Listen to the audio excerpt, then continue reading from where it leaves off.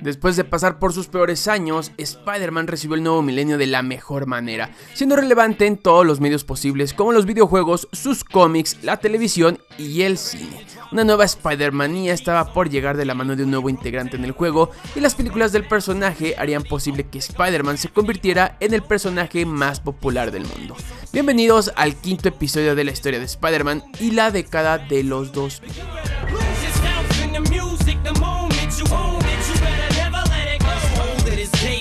This world is mine for the taking. Make me king as we move coast to coast shows. He's known as the globe trotter. Lonely roads got on water. They moved on to the next mo who flows.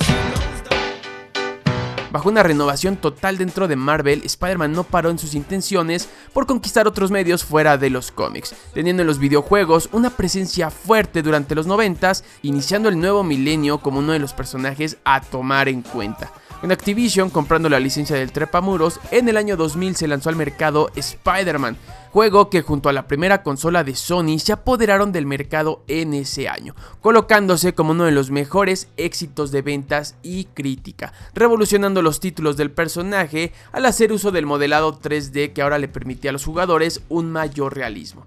Su diseño de personaje se basaba mayormente en la serie de televisión de 1994, creando una mayor familiaridad entre el público y llevando a Spidey a un nivel completamente diferente en este medio, siendo relevante nuevamente para toda una nueva generación. En los cómics, John Romita Jr. ya se había integrado como el dibujante principal de Amazing Spider-Man y tras la cancelación de sus series hermanas, Marvel, ahora bajo el mandato de Joe Quesada que se había convertido en su editor en jefe, se centró en plenitud en la serie principal que contaba con los guiones de Howard Mackie, que tras el paso de un año sería reemplazado por Michael Straczynski, dando forma a una de las mejores duplas que ha tenido el personaje en sus cómics, relatando historias más maduras que se convirtieron en éxitos inmediatos, poniendo a prueba la tenacidad, fuerza y resistencia de Peter Parker. El detalle de ver a Spider-Man como un adulto casado y con diferentes responsabilidades a las de sus primeros años fue prontamente resuelto por la editorial lanzando una serie de apoyo a modo de un reinicio que corregía los fallos de capítulo 1 titulada Ultimate Spider-Man. Dibujada por Mark Bagley, artista de confianza de Marvel, y escrita por Brian Michael Bendis, esta serie que volvía a contar los orígenes del personaje, ahora bajo una perspectiva actualizada y moderna, pronto se convirtió en un verdadero éxito financiero, triunfando dentro y fuera de los cómics, impulsando y renovando la imagen de Spider-Man para toda una nueva generación que ahora veía a un superhéroe ultra delgado de grandes ojos y dedos alargados.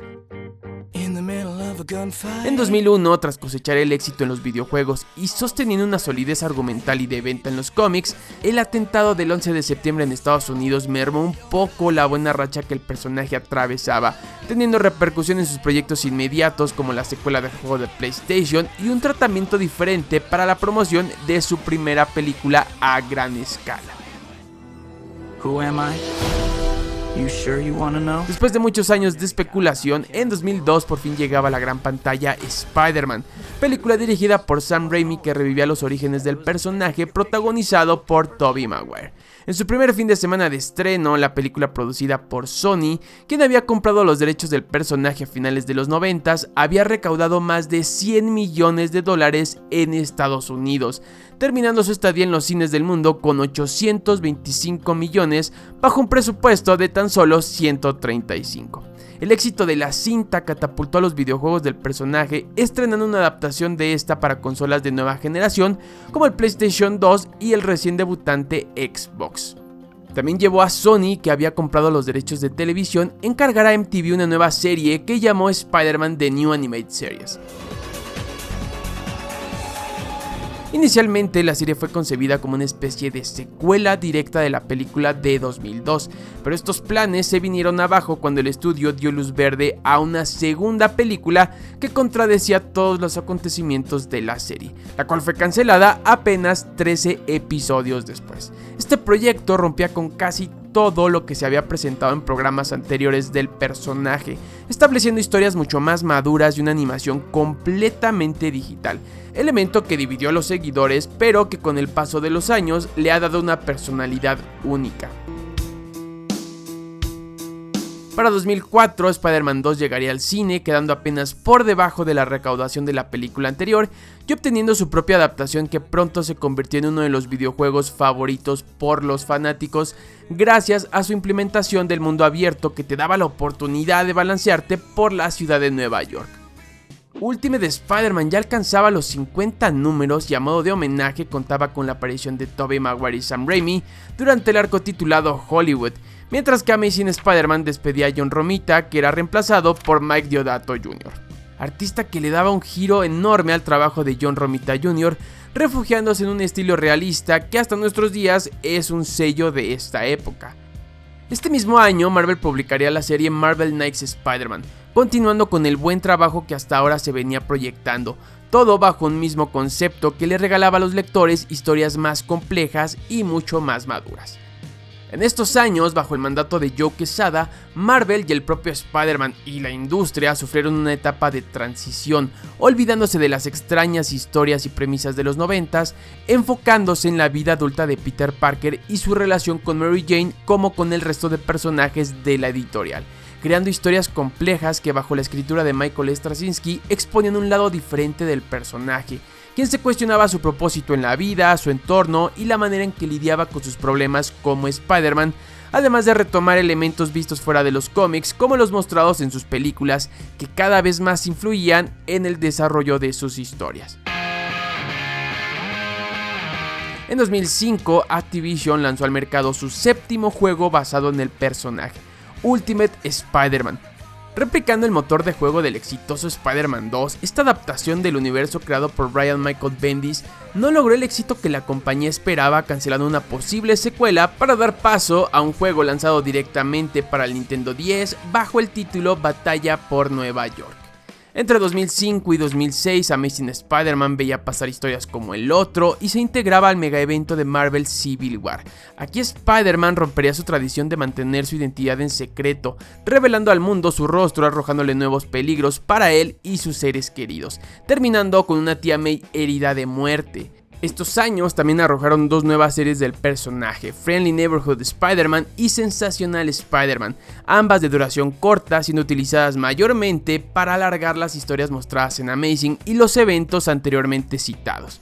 Por coincidencia o tal vez no, en 2007 Spider-Man volvió al traje negro que alguna vez usó a finales de los 80s, mientras que en el cine la tercera entrega dirigida por Sam Raimi presentaba al simbionte a toda una nueva generación. El estreno de Spider-Man 3 fue uno de los más anticipados de ese año, pero cuando la película llegó a los cines el resultado no fue el esperado. Dividiendo al público y a la crítica especializada, la película significó un duro golpe financiero para Sony, ya que a pesar de ser la cinta de superhéroes más exitosa en ese entonces, también era uno de los proyectos más caros en la historia del cine, manteniendo problemas para dar vida a su producción.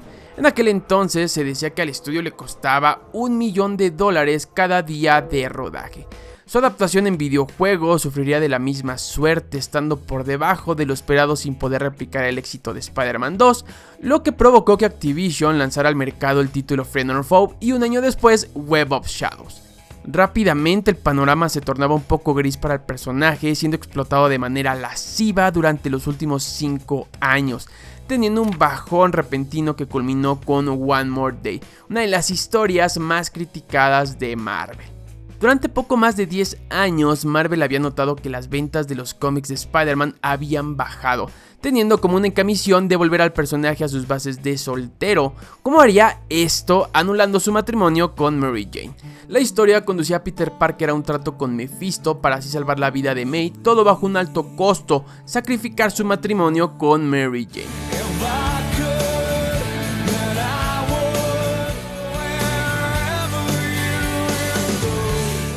Bajo el título Brand New Day, Amazing Spider-Man iniciaba una nueva etapa con su número 546, marcando el debut en la escritura de Dan Slott y toda una nueva baraja de artistas como Marcos Martín, Phil Jiménez, Steve McNiven, que refrescaron al personaje, llevándolo por terrenos mucho menos complejos y maduros, retomando un poco de la esencia manejada en los 80s. Mientras esto ocurría, Sony estrenaba su segunda serie animada inspirada en el personaje, Espectacular Spider-Man. Desarrollada por Greg Weisman y Victor Cook, la serie retomaba historias clásicas de los años 60 y 70 bajo una atmósfera moderna que utilizaba un diseño de personajes muy peculiar. Al contar con los derechos cinematográficos, Sony no dudó en darle a Spectacular Spider-Man diferentes guiños a las películas de Sam Raimi, que de algún modo encajaron muy bien dentro de una nueva base de seguidores que veían en estas una especie de primer acercamiento al personaje. A pesar de su buena recepción, Spectacular Spider-Man terminaría en 2009 con tan solo 26 episodios repartidos en 2 temporadas. Este mismo año, Disney compró por completo a Marvel y negoció con Sony, que seguía en números rojos financieramente, los derechos televisivos y de merchandising de Spider-Man, dejando al estudio solo con la posibilidad de realizar películas del trepamuros. Trabajando a marchas forzadas para la próxima entrega dirigida por Sam Raimi, que sostenía problemas muy serios para dar vida a su guión. La quinta década de vida del personaje terminaba y aunque había iniciado muy bien estableciendo una nueva fiebre por él, concluía con altibajos fuera de sus cómics, con una nueva franquicia cinematográfica en el horizonte y la revolución televisiva de Disney. El 2010 tocaba la puerta y los cambios serían inminentes. Tell me what you really like. Baby, I can take my time. Shake and the heat between your legs. Just a simple touch and it gets Ice in my veins, I've been driving this train. Years in this lane, there's no stopping this flame. Cause I came to the game and I changed it to play how I like, rearranged it to my own domain. Yeah, I got what it takes, made lots of mistakes, taking shots, skipping breaks, feeling lost, feeling great, popping off, singing straight, never stopped, never changed. All the squad here to play and I've got something to say, yeah. I work hard each and every day, I get lost in the words I say. I don't push pause, no I push play. I won't stop till I make a change. I withdraw on the things I make. I turn flaws into flawless traits.